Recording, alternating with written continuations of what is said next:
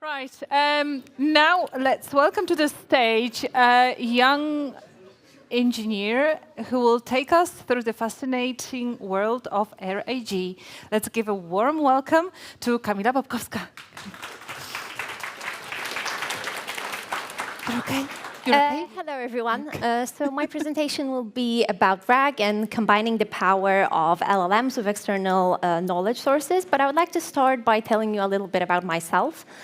And actually going even a bit before university and into high school, I'm going to tell you an anecdote. So I decided to take the matura exam in computer science. And when I told my computer science teacher, his reaction was, oh, are you really sure? And basically, it turned out that the school record for the person who, the school record for the exam was 7%. Yeah, there's that. But nevertheless, I still decided I am still going to try and write the matura exam in computer science.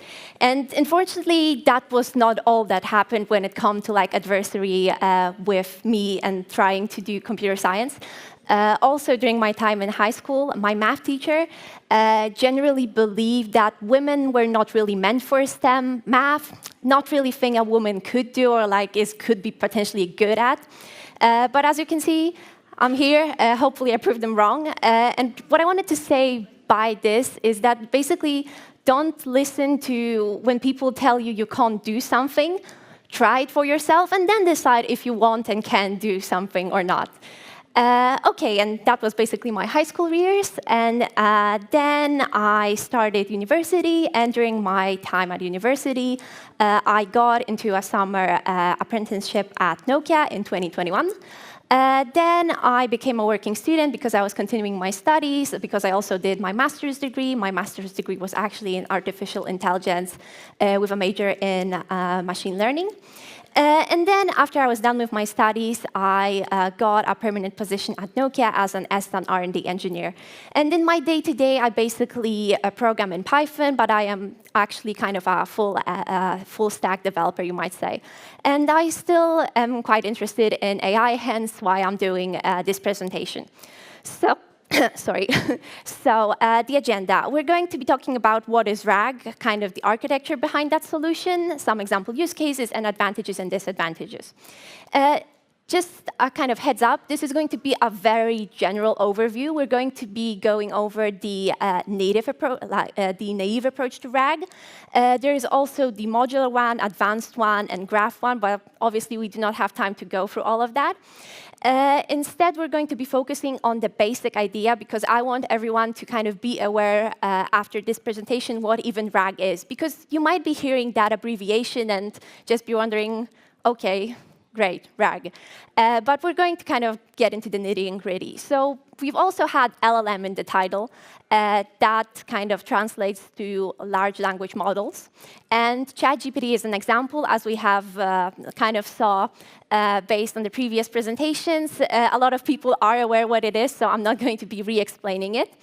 So I'm going to instead go through an example where you might be needing RAG. So let's imagine we are a person that enjoys reading. We just can't seem to put a book down. We just love reading so much. But nowadays, there's a lot of books coming out. When you go into like certain websites, they will just attack you with thousands of books.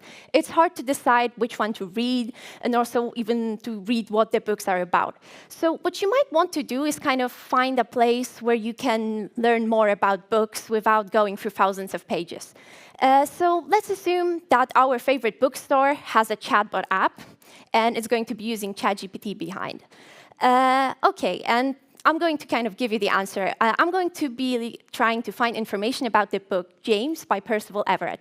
And the book is from this year, and here we have a Goodreads description. Basically, it is a reimagining of the adventures of Huckleberry Finn, but from a different perspective, from the perspective of James. And I've tried asking ChatGPT, or in our case, the bookstore chatbot we are imagining. and I asked, what is the book James about? And the answer I got was, the book of James is a letter in the New Testament of the Bible. Obviously, not what I was looking for, but someone might say, okay, this is a very general question, right? There are obviously many books throughout history titled James, so maybe this is on me. So I rephrased the question, what is the book James by Percival Everett about?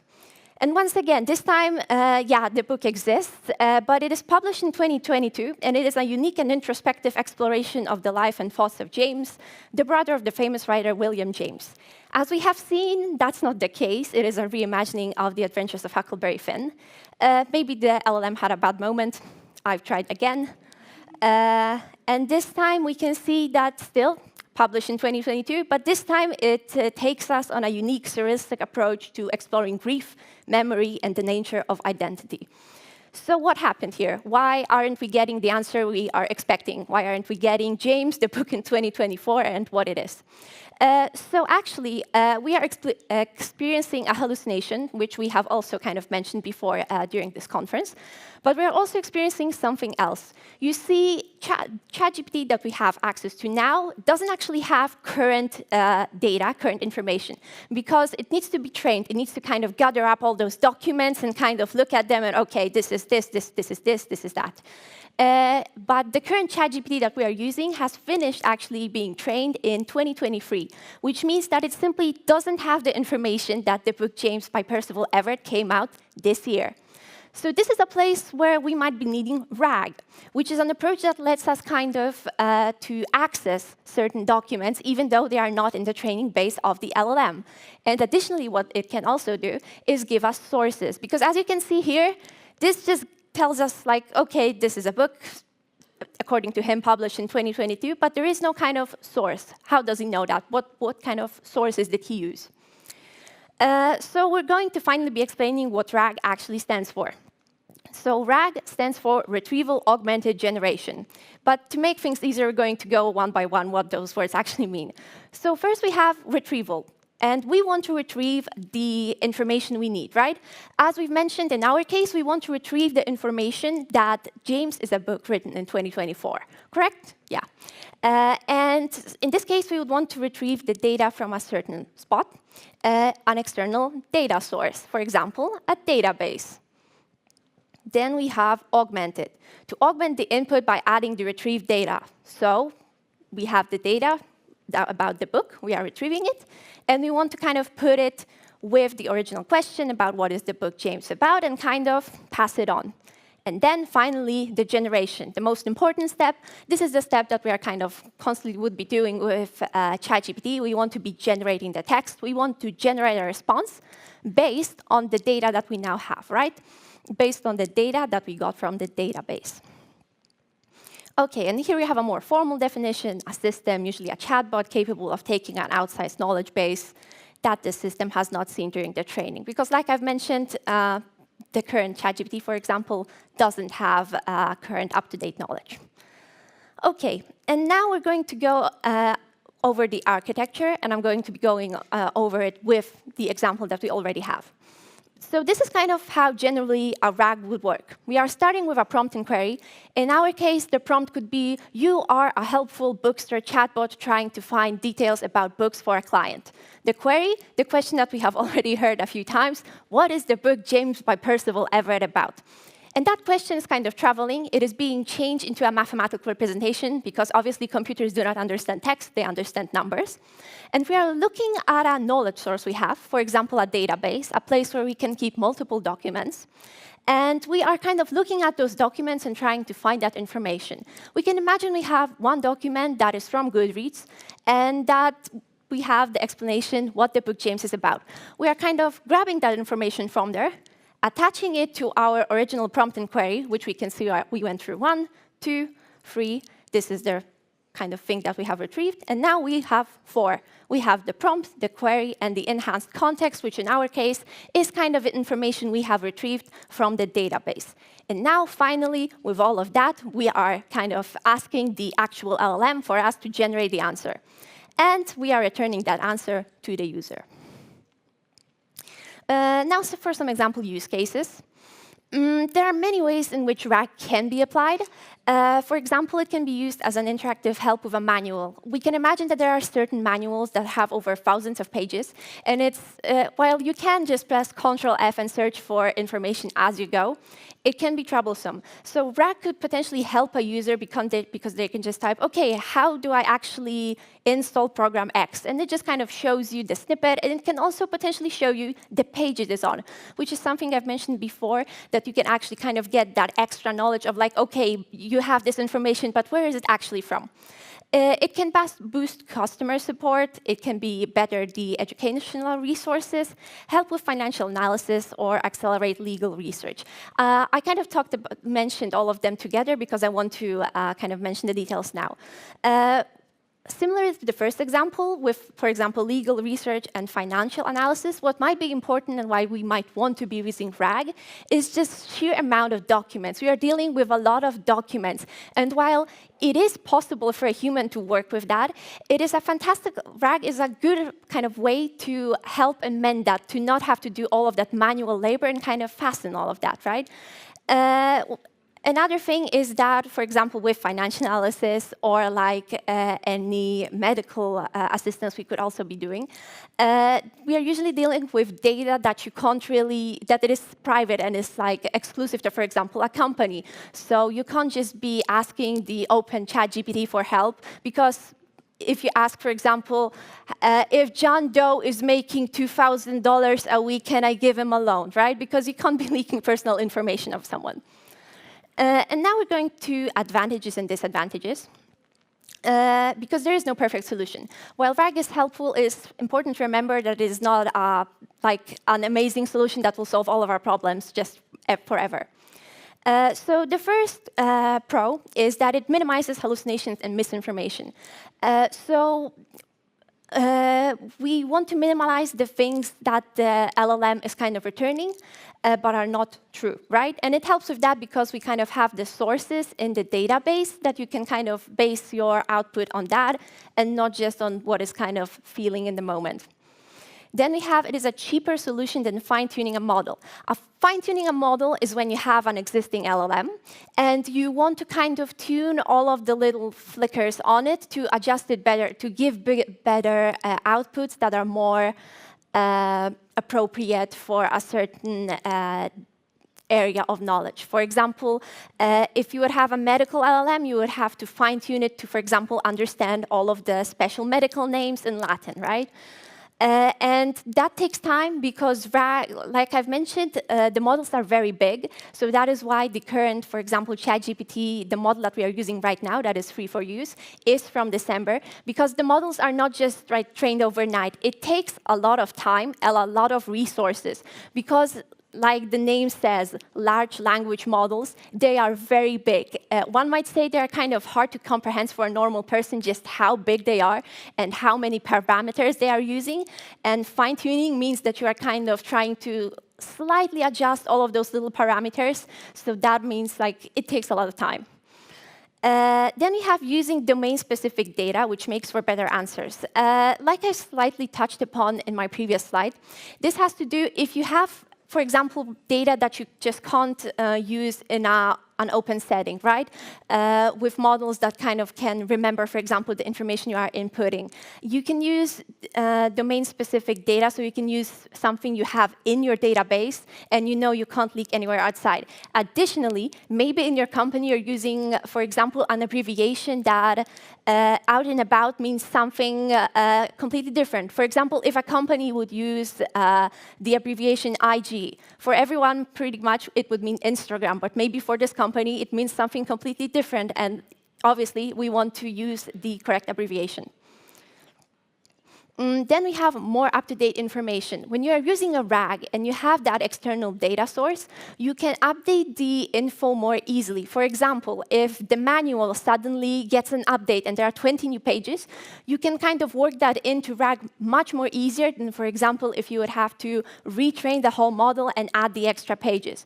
There are certain limitations to this because sometimes when you're doing things with RAG, you want to, for example, summarize the text before passing passing it on to the LLM. But that really depends on how you are using the RAG solution. You are also helping with overcoming the LLM input limit because, as some of you may or may not be aware, you can't just endlessly type into ChatGPT and it's going to take all of it in. At some point, if you type a long enough answer, it's just going to tell you that, hey, this is too long. I don't really know what to do with that. You need to shorten your question. And now for the cons, because like I've mentioned, there is no perfect solution. Hallucinations can still be present. Just because we are RAG doesn't mean that the LLM we will be using will not give us false results every now and then. It's very important to remember that hallucinations can and will appear. We can try and minimize them, but it's never going to fully disappear. This is something we as users have to be generally very aware of, that even though if an answer from ChatGPT looks like okayish, it's still important to fact check. Maybe it just messed up a single number, but maybe that number is quite important. It's very important to fact check. There might be biases in the training data. The data that we are using in the external data source also have to be prepared and checked. You can't just put any text in there and hope for the best. For example, we can have a situation where let's say we have a database of 20 texts, and the user asks the questions, are oranges poisonous? And for some reason, in our database, there are 19 documents that say, yes, oranges are the most poisonous thing in the world. If you eat an orange, you instantly die. And only one article that actually says, no, orange is a fruit. You can safely eat it. It's a very tasty citrus fruit. So you need to kind of mitigate that, right? You need to be aware of that there might be some biases in the training data. And then we have preparing the right data might be time and resource consuming. So as I have also briefly mentioned before, you can't just put anything into the database. You still have to kind of prepare it in a certain way. You have to work with text. If, for example, the text you are working with is just full of emojis, you probably have to do some pre-processing and kind of try and work on that to maybe not just put in emojis, maybe try to switch that to text or something like that.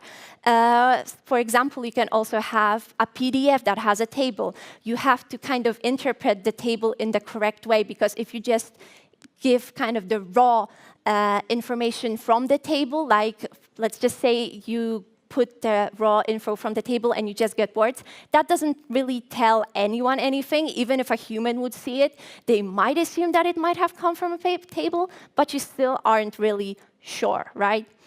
Okay, so that was pretty much my presentation on RAG. I hope, even if it was maybe a bit confusing, you at least now understand what a RAG solution might be and how it can be kind of connected to an LLM. And that if you hear the word in the future, the abbreviation, you're going to be, I understand that, I remember what it was doing. And that's my presentation. Yeah, thank you. Question? Yeah. Are there any questions to Kamila? Because we have like 2.5 minutes. Yeah, there's one question here on the right. Hi, so my question is how RAG download data, like the documents that you told, like from Goodreads or something like that. Is it somehow of web scrubbing or something like that? So your question is, how is RAG getting the data, right? Yes. OK, so basically that is up to you, because you are the person who needs to decide how you are going to prepare the data. But it can be done, for example, by web scraping. You can web scrape some, let's say, a Wikipedia page or like a wiki page for, let's even say, a game. And you can then just kind of go through all of those documents, prepare them correctly for the RAG solution, and then just put them in your database and use it like that. There are, I believe, certain solutions out there in the internet that you can even probably get the company that provides the RAG solution to, for example, also deal with the documents for you. But if you want to do it on your own and kind of have full control, it's better to kind of prepare it on your own. So I would say that it's not that the RAG is downloading it, but you have to prepare it, and then it kind of uses what you have downloaded and what you have prepared. There's a person behind you, Rafał, who has raised a hand. Oh, OK. I have a question. What about law regulation? Because as we know, for example, if ChatGPT will create something, yeah, it's not under copyright. So what if he use something, yeah, that have trademark or something, and he will not say to us? What about law regulation? RAC will tell us, sorry, you shouldn't use it to your, I don't know, to your work because this is trademark or something like this. Okay. You mean, I think I would need a bit more info, but you mean what if RAG uses trademark info to generate an answer, or what if... It's more about images, about photos. Or something okay, like so images, that's actually kind of a different story with images and law protection. A RAG is more of a text-based solution. There are certain ways in which you can kind of connect a RAG solution with image generation, but that's kind of a different story. So yeah, I would say, yeah, obviously the law part of controlling AI is quite important, and I will believe that we will see a lot of development, especially when it comes to Gen AI in general, so both text generation and image generation, because there is still a lot of that is unsaid and kind of uncertain, especially, for example, with images, because obviously a lot of the models that are currently being used, like Stable Diffusion, it uses Stable Diffusion, sorry, I don't remember the exact company name, but basically, a lot of their database that they used to train the model was kind of scraped from the internet and kind of from the artist's unknowing. So there are a couple lawsuits going on. So I believe we will see developments in that area, kind of how law is going to approach the whole subject. We're probably going to see like the results in a couple of years, because obviously it takes time. It's just not like, hey, I sue you, and the next day, hey, we solved this issue. Thank you. Thank you very much. Unfortunately, we do not have time for more questions, Kamila, but I think we can encourage our attendees to approach Kamila during the break, maybe to obviously ask questions. So, Kamila, thank you very much.